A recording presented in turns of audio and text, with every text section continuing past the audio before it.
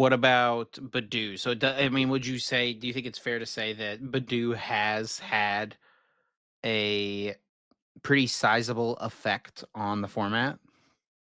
Yeah, I think decently. I think it just made the format more narrow because when you have like two of the top decks, Gardevoir, Dragapult, being able to abuse Badoo so aggressively, it like takes away decks like Golden Go and Raging Bolt. Like I don't think those decks are playable anymore. Basically, they don't have the depth of strategy to be able to handle something like Badoo the way Regidrago potentially could.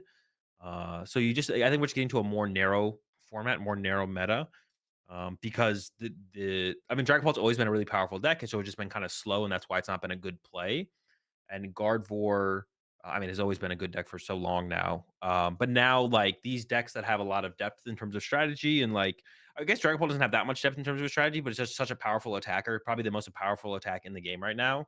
That when you get something to help you stabilize as efficiently as Badoo, and you don't have to run like four Iron Thorns to stabilize, then the deck becomes that much better, right?